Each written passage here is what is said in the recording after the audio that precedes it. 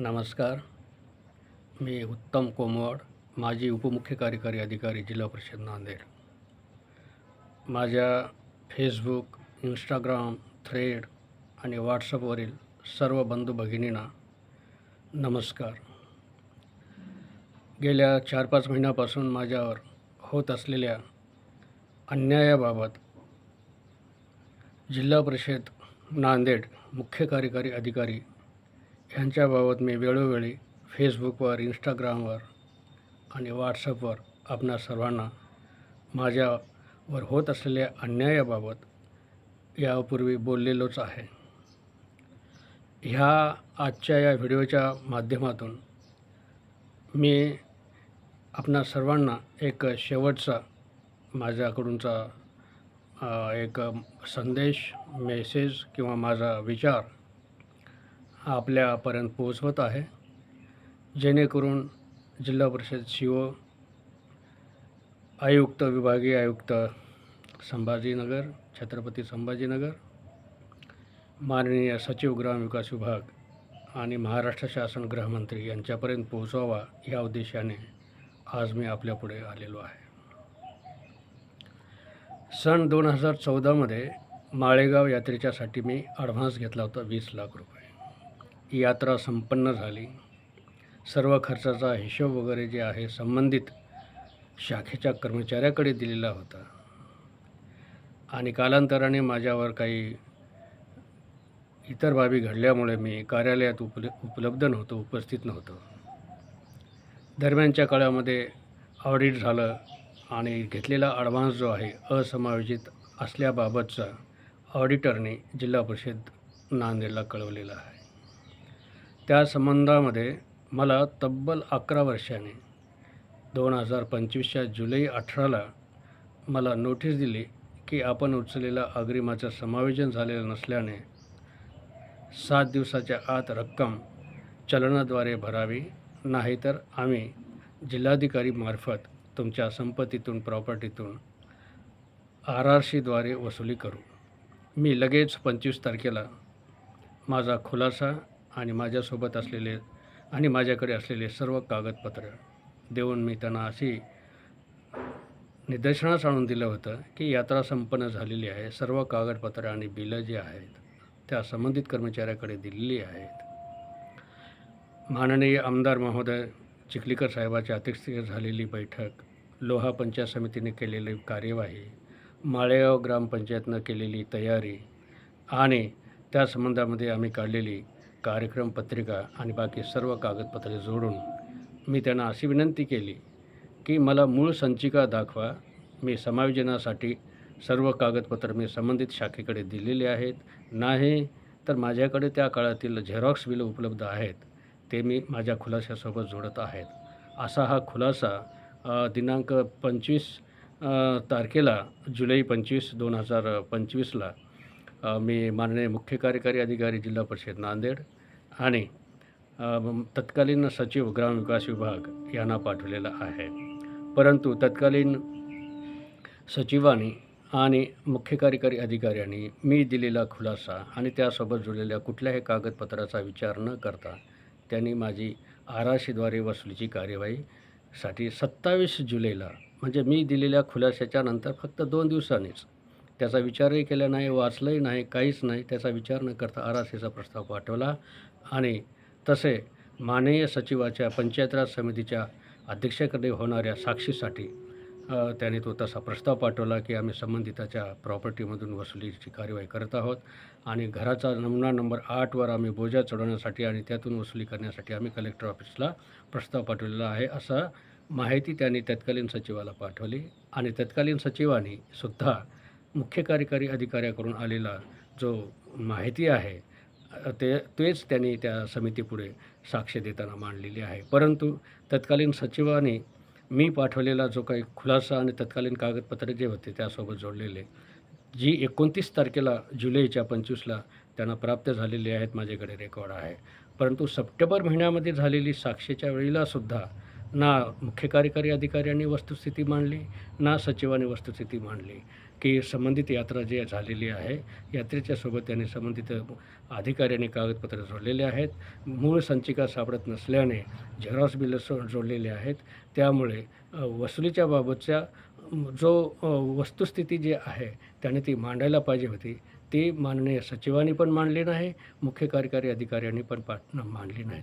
मी माझ्या खुलाशामध्ये असं नमूद केलं होतं की बाबा मला मूळ संचिका दाखवा किंवा नसेल तर माझ्याकडे असलेले झेरॉक्स बिलं आणि बाकीचे सगळे कागदपत्र जोडलेली आहेत. त्यानुसार विचार करून माझी ती वसुलीचा प्रस्ताव आहे तो रद्द करावा. तो वसुलीचा प्रश्नच उद्भवत नाही. आणि विशेष म्हणजे ती जी संचिका सांभाळणारी जे कर्मचारी जे आहे त्या कर्मचाऱ्यावर 2 ते 3 कर्मचाऱ्यावर कार्यवाही करून जिल्हा परिषदेने त्यांची वेतनवाढ पण थांबवलेली आहे. विशेष म्हणजे माझ्या RRCचा प्रस्ताव जिल्हाधिकारी कार्यालयाकडे पाठवत असताना पंचायत विभागाने असे नमूद केलेले आहे की संबंधित अधिकाऱ्यांना आम्ही अंतिम कारणे दाखवा नोटीस. अंतिम कारणे दाखवा नोटीस नव्हती ती. मला पहिली आणि शेवटचीच नोटीस मला 18 जुलै 2025ला मिळाली होती आणि त्या संबंधामध्ये मी खुलासा पण दिलेला होता.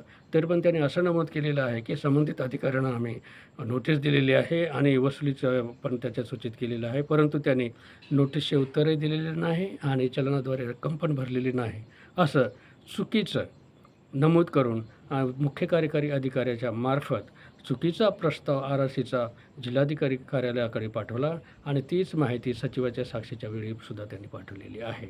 ह्या सर्व वस्तुस्थितीच्या आधारे त्यांनी RRCच्या द्वारे प्रस्ताव पाठवल्यामुळे मला कलेक्टर ऑफिसकडून तहसीलदार नांदेडकडून मला नोटीस पण भेटली. ह्या संबंधामध्ये माझ्यावर होत असलेल्या अन्यायाच्या बाबत मी ज्या पंचायत राज समितीच्या मीटिंगमध्ये फक्त चर्चा झाली की ॲडव्हान्सेस घेतलेल्या अधिकाऱ्यावर काय कारवाई केली, ही नुसती चर्चा झालेली आहे. काय कारवाई केली म्हणल्याच्यानंतर त्यांनी सगळी प्रोसिजर जी आहे फॉलो करायला पाहिजे होती. नोटीस देणे, नोटीसचा खुलासा घेणे, खुलासा असमाधानकारक असेल तर डिपार्टमेंटल इन्क्वायरी करणे, डिपार्टमेंटल इन्क्वायरीचा फायनल रिझल्ट आल्याच्यानंतर मग वसुलीचा कार्यक्रम सुरुवात करणे. तसं न करता ह्या सर्वांनी डोळे झाकून अंधपणाने प्रशासनातल्या नॉलेजचा कुठलाही वापर न करता डोळे झाकून पंचायत राज समितीच्या मीटिंगमध्ये चर्चा झाली, पाठवला RRCचा प्रस्ताव.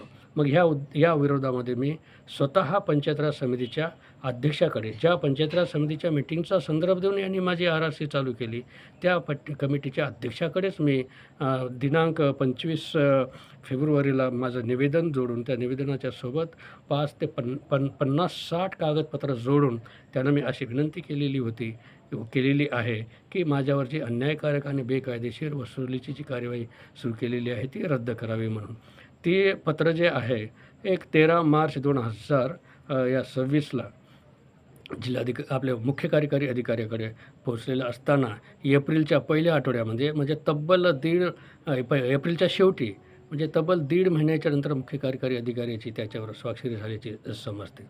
म्हणजेच त्यावर पंचायत राज समितीच्या अध्यक्षांनी असे नमूद केलेले आहे की मुख्य कार्यकारी अधिकारी जिल्हा परिषद नांदेड तपासून काय तपासायचं आहे, मी दिलेले कागदपत्र तपासले आणि तपासून कार्यवाही करून दिलेल्या कागदपत्राच्या आधारे जे काही निष्कर्ष, जे काही कन्क्लुजन, जी काही माहिती तुमच्यासमोर येईल त्या आधारे कार्यवाही करून मुख्य कार्यकारी अधिकारी जिल्हा परिषद नांदेड तपासून कार्यवाही करून अहवाल समितीस पाठवावा असं केलेलं असतानासुद्धा माझ्यावर वसुलीची कार्यवाही चालू आहे. जिल्हा परिषदेकडून या संबंधामध्ये आणखीही अहवाल गेला नसल्याचे मला समजते. या संबंधामध्ये मी जिल्हाधिकारी नांदेड यांनासुद्धा 50-60 कागदपत्र जोडून या वसुलीच्या बाबत विचार करूनच कार्यवाही करावं म्हणून असं नमूद केलेलं आहे. तसंच पंचायत राज समितीच्या प्रमुखांना जो काही अहवाल पाठवायचा आहे तपासून कार्यवाही करून ह्याबाबत फायनान्सच्या दृष्टिकोनातून ऑडिटरच्या माइंडने विचार करून मगच अहवाल पाठवावा पंचायत राज समितीकडे असं नमूद करून मी मुख्य लेखा व वित्त अधिकारी श्री महेश देशमुख यांना पण मी एक 8-10 दिवसाखाली एक पूर्ण बंच जोडून कागदपत्राचं त्यांना विनंती केलेली आहे की पंचायत राज समितीच्या अध्यक्षाकडे जो अहवाल पाठवायचा आहे तो अहवाल पाठवण्यापूर्वी प्रत्येक कागदपत्राची नोंद घेऊनच, तसा अभिप्राय नोंदवूनच मुख्य कार्यकारी अधिकारीमार्फत पंचायत राज समितीच्या अध्यक्षाकडे अहवाल पाठवावा असे नमूद केलेले आहे. म्हणजेच जी काही माळेगाव यात्रेच्यासाठी मी घेतलेली जी काही अग्रिम जी आहे, अग्रिमाच्या वसुलीच्या बाबत जी काही कार्यवाही जिल्हा परिषदेने चुकीनं केली होती ती आत्तासुद्धा दुरुस्त करण्याची संधी जी आहे जिल्हा परिषद नांदेडनं आहे.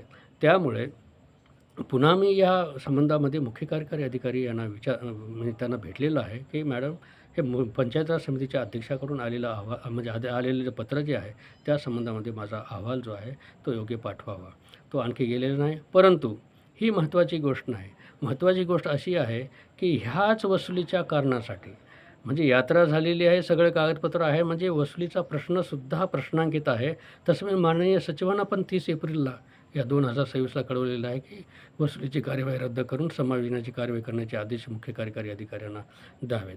असं हे सर्व वसुलीचा प्रश्नच हा प्रश्नांकित असताना माझ्या 7व्या वेतन आयोगाची जी काही फरकाची रक्कम जी आहे, जी की 11 वर्षानंतर त्याने वेतन निश्चितीचा आदेश काढला नोव्हेंबर 2025मध्ये आणि तेव्हापासून ते आत्तापर्यंत मला ती रक्कम भेटलेली नाही आणि ते मुख्य कार्यकारी अधिकारी माननीय शिव मॅडम यांनी त्यांच्याकडे फाईल जाऊनसुद्धा 3-4 महिने झालेले आहेत.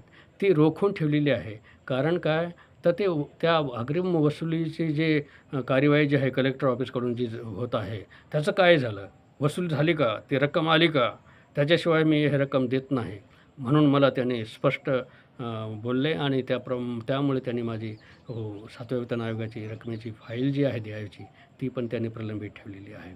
या सर्व गोष्टीच्यासाठी मी त्यांच्या दालनासमोर रीतसर पत्र देऊन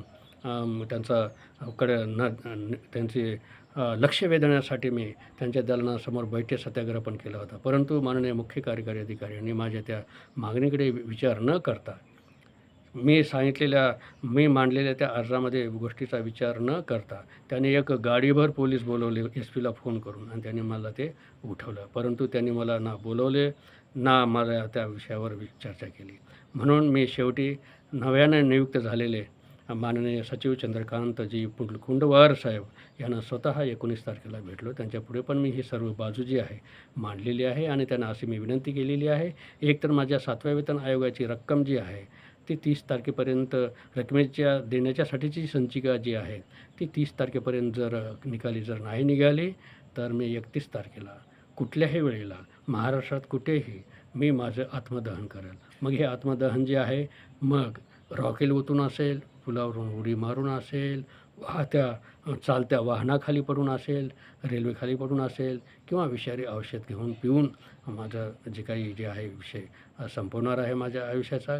हा विषय फार मोठा नाही, पण हेतुपुरस्पर अज्ञानपणे प्रशासकीय अज्ञानाच्या कारणानं हे जे काही कार्यवाही चालू आहे त्याचा निषेध आणि ह्या सर्व गोष्टींचा विषय जो आहे ह्या सर्व महाराष्ट्रातल्या प्रशासकीय लोकांना, राजकीय लोकांना आणि मंत्रालयीन स्तरावरील लोकांना निदर्शनाला आणावे म्हणून मी हे आत्मदहनाचे निर्णय घेतलेला आहे. या संबंधामध्ये मी माननीय सचिव, माननीय आयुक्त, माननीय मुख्यमंत्री कार्यालय तथा गृहमंत्री कार्यालय, माननीय SP नांदेड या सर्वांना कळवलेलं आहे आणि त्यामध्ये असं ह्या सर्व वस्तुस्थिती जी आहे निदर्शनास आणून शेवटचा पर्याय म्हणून मी आत्मदहन करत असल्याचा नमूद करून मी सगळ्यांना ईमेल पाठवलेला आहे. पोस्टानंसुद्धा काल सोमवारीच आयुक्त साहेबांना आणि सचिव साहेबांना ते माझं टपाल पण पोचल्याचा पोस्ट खात्याचा माझ्याकडं संदेश आलेला आहे. तर विनंती आहे की सर्व माझे मित्र बंधू भगिनींना की हा विषय जो आहे लोकांपर्यंत पोचवा. माझा एकट्याचा विषय नाही. गेल्या 3-4 महिन्यापासून सही न होता एखादा माझी हक्काची फाईल जर प्रलंबित ठेवल्या जात असेल तर ह्यासाठी सर्वस्वी जबाबदारी जी आहे मेघना कावली मॅडम जे आहेत स्वतः जबाबदार आहेत आणि ह्या कारणासाठी त्यांचं लक्ष वेधण्यासाठी हा शेवटचा मी निर्णय घेतलेला आहे. माझी अपेक्षा आहे की त्यांनी तो निर्णय घ्यावा आणि माझे 31 तारखेला जो काही मी म्हटल्याप्रमाणे जे काही माझा शेवट करणार आहे त्यापासून मला म्हणजे माझ्यासाठी जो आहे तो योग्य तो निर्णय घ्यावा. नाही तर त्यानंतर जे काही घडेल त्या घटनेला सर्वस्वी जबाबदारी मुख्य कार्यकारी अधिकारी जिल्हा परिषद नांदेड मेघना कावली मॅडम आणि त्यांना चुकीची माहिती देणारे पंचायतचे उपमुख्य कार्यकारी अधिकारी आणि मुख्य लेखा व वित्त अधिकारी ह्यांची जबाबदारी राहील आणि अप्रत्यक्षपणे माननीय आयुक्त आणि सचिव ग्रामविकास विभाग हे जबाबदार राहतील. तरी विनंती आहे की हा मेसेज जो आहे तो सर्वांपर्यंत पोहोचवावा आणि माझ्यावर अन्याय ही एक लिटमस टेस्ट आहे. म्हणजे माझ्यासारखा एक काक्रोच आता सध्या चालू आहे. माझ्यासारख्या एकदम क्षुल्लक अशा काक्रोचला तुम्ही जर अशी तुडवून म्हणजे त्याच्यावर अन्याय करण्याची कार्यवाही जर करत असाल तर याच्यासाठी वाचा फोडावी आणि माझ्यासारख्याचं सर्व पेन्शनर्स म्हणा, बाकीचे कर्मचारी असतील किंवा जे काही अन्यायग्रस्त ग्रामीण भागातले जे काही लाभार्थी असतील, ह्या सर्वांच्यासाठी एक संदेश असावा की बा प्रशासकीय यंत्रणा जी आहे कशी म्हणजे निवांत आहे, झोपलेली आहे. या सर्व गोष्टीकडे लक्ष वेधण्यासाठी मी माझ्या उदाहरणावरून सर्व जनतेला, लाभार्थ्यांना, पेन्शनर्स, कर्मचारी, अधिकारी आणि अन्यायग्रस्त लोकांना संदेश द्यावा म्हणून मी 31 तारखेला माझा शेवट करण्याचा विचार केलेला आहे. नमस्कार.